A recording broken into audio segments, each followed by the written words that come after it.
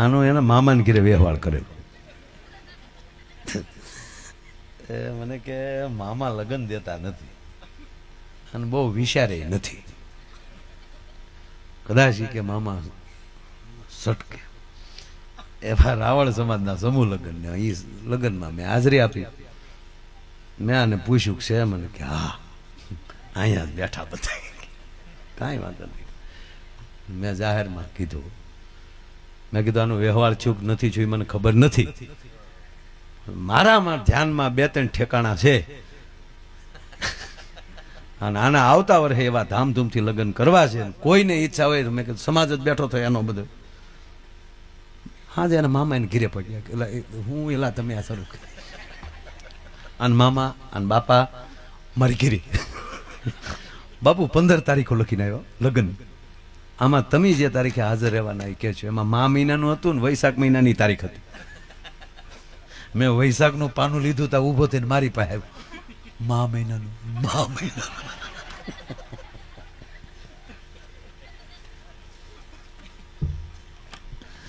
પછી તો હું ગયો લગ્નમાં ગયો, જાનમાં ગયો, ફૂલેકાંદી તે પ્રોગ્રામ કર્યો,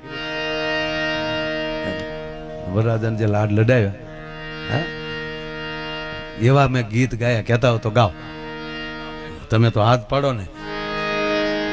પણ બધા જવાનલા જાન લઈને ગયા, ટૂંકમાં ભાભો લીધો નહીં કે અરે ડીજે મોરી સાહેબ બેન્ડ વાજાન ઉલ્લી ઉલ્લી તમને કહું બધા કૂદ્યા. વાસરુ કાકા ઘરે આવી ગયા. અહીંયા હતા તમારું સન્માન કર્યું તો હું બારો ગયો ક્યારે છું છે તો હાસુ મારું ધ્યાન નો.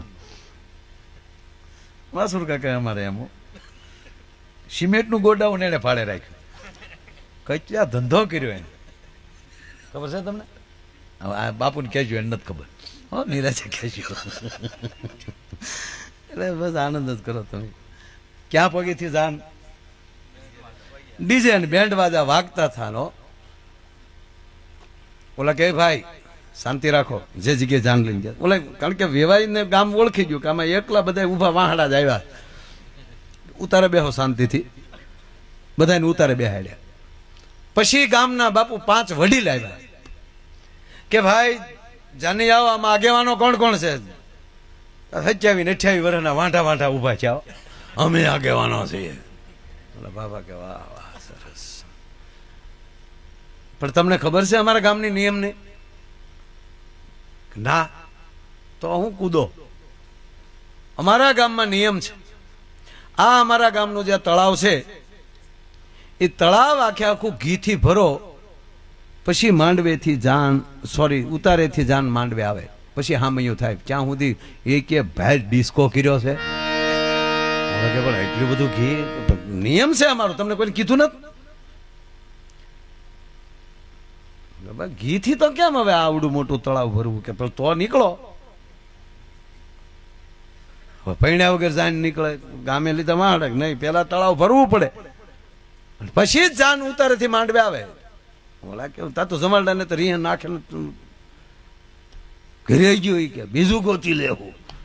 પાછા વેળ્યા. પણ બાબા એક ઓલા કડબું નાખેલી હોય ને ટાંડા હાટું આરે થોડી કડબું લેતા આવતા.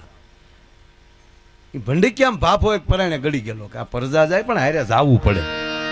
અને ગાડા વેળ્યા પાછા, ગાડા પાછા વેળ્યા ને ભાફો પ્રગટ થયો કે તમે હતો હું હારે તમારો બાપ. એમ કઈ પરજાથી થોડા વ્યવહાર થાય. થયું શું કે ભાઈ આવું બન્યું, આખું તળાવ ઘીથી ભરો તો પાછા વાળો ગાડા પાછા વાળો ગાડા પાછા વાળ્યા, પાછા ઉતારે આવ્યા. વડીલ ઉભા થયા. કીધું ઉભા રહ્યો, અમારી જાનમાં એક બાપા છે મળી લે. એટલે બાપા ઉભા છે તો ગામને નક્કી કરી લીધું કે હું પૂરું છું. બોલો ભાઈ હું તમારા ગામની શરત છે તાકે આ તળાવ આખે આખું છે એ ઘીથી ભરો. તાકે ઘીની વ્યવસ્થા મેં કરી નાખી છે, પેલા તમે તળાવ ખાલી કરો. બસ તાકે એટલું જોઉં છું કે આમાં બુદ્ધિવાળો કોઈ છે કે નહીં. તેદુની કહેવત પડી કે ગઢા ગાડા વાળે. મારો કહેવાનો અર્થ એ છે વડીલોની સલાહ લઈએ, વડીલોની દ્રષ્ટિ લઈએ. હામળો ભાઈ ને અમે બે ગેંગ કરીએ. ખરેખર જાય હામળા ભાઈ બેઠો, એમના ભાઈ રામભાઈ એ એક પડ ખોદી નાખે, પછી ક્યારેક હું તગારામાં રહું ને હામળાભાઈ પાવડામાં ભરવામાં રહે, બરોબર.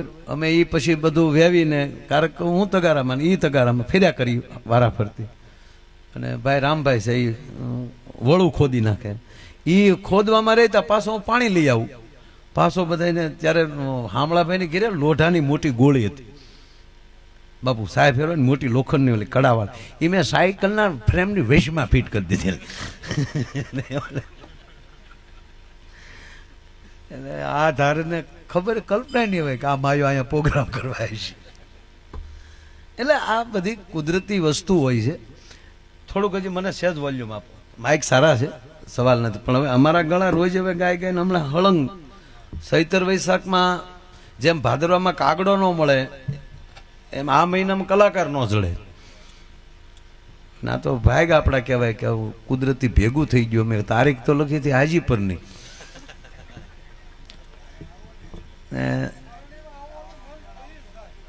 લગભગ ખારડી તાત્કાલિક હોત પાછી. ના લગભગ તો ભાઈ નથી ચૂક્યો. ભગવાન જ્યાં સુધી આવી રીતે લેણા દેવી રાખે. અમારો બીજો કોઈ હતો, તમને હું દિલથી કહું, આ પ્રોગ્રામ તો ઘરે છે ઠીક છે, પણ જે ગામમાં આવા કામ થતા હોય ને એ મને ગામ ગમે બહુ. આ તમને હાવ ચોખ્ખું કહું સાહેબ. આમ હમણાં હરીજ્યું કરે એની કરતા આમ ભેગા થઈને પરમાત્માને હરીજ્યું કરતા હોય ને એ મને બહુ ગમે છે. એટલે તમે મને વાલા લાગો છો. મને બીજો કોઈ હેતુ નથી. નહીંતર મને ખબર છે આ ચૈતર મહિનાની એક રાત માયાને કેટલાને થાય, પણ મને કોઈ એવો હેતુ નથી. તમે સાંભળ્યું. એટલે હું ને નાજભાઈ અને દીપક બાપુ ત્રણેયની તારીખ અમે હાજી પર લખેલી. પછી આપણો ડાયરો બધા આપ આવ્યા એટલે મેં કીધું, માજી સરપંચને કીધું, બધા હારે જ હતા. મેં કીધું એક કામ કરીએ, દીપક બાપુ અને નાજભાઈ બે હાજી પર ગણપતિ કરે તો અમે ગંભીરનાથ બાપુ બે મેં કીધું અહીંયા. અને જેવું દીપક બાપુનો ત્યાં રાઉન્ડ પૂરો થાય અને દીપક બાપુ ત્યાંથી રવાના થાય એટલે નાજભાઈ ત્યાં સંભાળી લે. અને થોડીક વાર નાજભાઈ સંભાળે તો હું અહીંથી સીધો હાજી પર વયો જાઉં. મેં કીધું આપણે નજીક નજીકમાં ફેરબદલી કરશું. પણ અમારે તારીખ પાછી ગઈ સપ્તાહની. હવે જ્યારે પાછો ભગવાન ભેગા કરાવે એટલે હમણાં જ પછી મારે હળંગ તારીખું છે એટલે હું પહોંચી કોઈ ત્યાં નથી, એટલે એ થોડુંક વિલંબ કર્યો. પછી પાછું યાદ આવ્યું નાજભાઈને તેથી મેં ઠામું કે અહીંયા ના પાડી હતી. મેં ભાઈ નાજભાઈનું બધું ભેગું કરો તો મેં કીધું બધાય ન ફરી શકીએ, અને એ અમારા ભાણેજ છે. અને અમારે આ વખતે મેં કીધું ભીંથી ભાણેજને કાંઈક ભેટ તો દેવી છે. મારા ભાણેજના બેયના ભાગમાં નહીં હું કરી લઈ સાહેબ. એટલે અમારે થોડુંક પાછું ગયું. પાછું મેં કીધું યાદ આવ્યું ત્યાં મને આ ભાઈનો ફોન આવ્યો. મને કે હવે તો નાજભાઈ ફ્રી નહીં હોય. મેં કીધું 100%. મને કે તો પછી હું કહું કાંઈક તમે ભલે કાર્ડમાં નામ ન હોય, પણ મેં કીધું બધા ઘરના છે એટલે પાછું આખું મંડળ અહીંયા સ્થાપિત થયું છે. ટૂંકમાં જમાલડોએ નક્કી કર્યું ભાભો એ કે જાનમાં નહીં. હું એ વાત કરી આવું આજ ગોટા વળવી દઉં. તમે જુઓ, હા આ ગજાન તમે સવારે કથામાં લીધો. દાદા બેઠા છે, દાદા કાલે એકલું ગજાન આપજો. મારામાં જ ગજાનનો સાટો નથી, મારે તમને શું દેવું બધાને.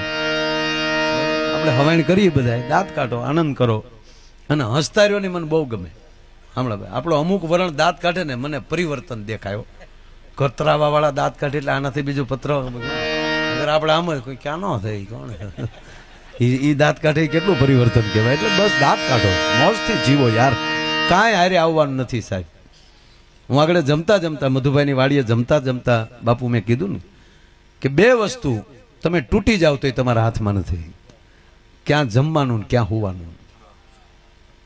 હોવામાં બધું આવી ગયું. ક્યારે છેલ્લો શ્વાસ લેવાનો એ નક્કી નથી, કઈ જગ્યાએ નિંદર કરવાની છે એ નક્કી નથી, અને કઈ જગ્યાએ રોટલો ખાવાનો છે એ તમારું ધાર્યું કોઈ દી ન થાય. નહીંતર મારું નક્કી બીજે હતું અને એમાંલી પાછું બપોર પછી પાછું ફર્યું. બોલો ભાઈ શરમણ ને એ લોકોનું જમવાનું ત્યાં કેણે કીધેલું. હમણાં એ મહેમાન બધા આવ્યા ને ત્યાં જાફરાબાદથી, આપણે ભાઈ પરસોત્તમભાઈ ના ભાઈ ભરતભાઈ એમનો પોતે જમાય. બોર્ડાથી ફોન આવ્યો મને કે અમે બોર્ડ મેં કીધું અહીંયા જ ભાઈ આવો જમવા બેહાડે. મને કે ત્યાં ઓલા વાત, અરે મેં કહ્યું હવે કી નક્કી જ ન હોય કાંઈ, અમારું નક્કી નહોતું. એટલે જમતા જમતા મેં એ વાત કરી કે આ અમુક વસ્તુ નક્કી નથી. એટલે મોજ જ કરવાની, કાંઈ નક્કી નથી આપણું. હું બોલવાનું એ નક્કી નથી, નક્કી કર્યું જ નથી કાંઈ. બાપુ પધારો, પધારો બાપુ, પધારો. બાપુ પધારો. વાહ સંતો, વાહ પધારો. વાહ વાહ. આમાં કોના રૂપમાં ક્યારે કોણ આવે રમજો બાપુ એ કઈ નક્કી જ નથી. પધારો, પધારો. વાહ વાહ.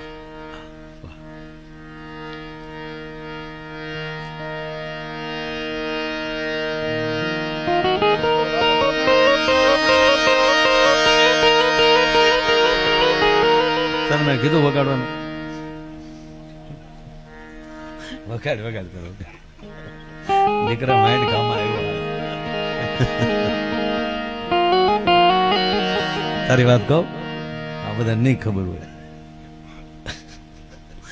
અને પછી આપણા પગલા મજબૂત થાય ને એમાંય આયા જે હનુમાનજી મહારાજના સાનિધ્યમાં રામચરિત્ર માનસનું આવું રૂડું ગાન અને ચૈતન્ય દાદાના મુખેથી આપ પવિત્ર વાણીનો લાભ લઈ રહ્યા છો, ત્યારે અમને આનંદ કેવો છે આજનો આનંદ કે રામની સભામાં અમે રમવાન ગયા હતા.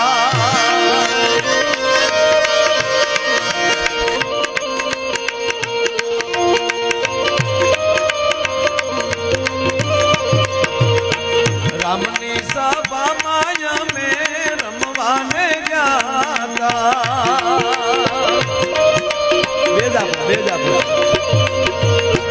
પહલી બારીને રસ પીધો, હરીનો રસ પૂરણ પીધો.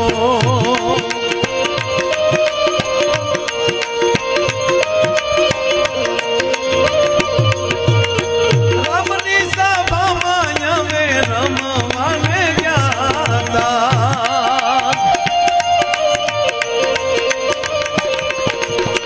પહલી ભરીને રસ પીધો, હરીનો રસ પુરાણ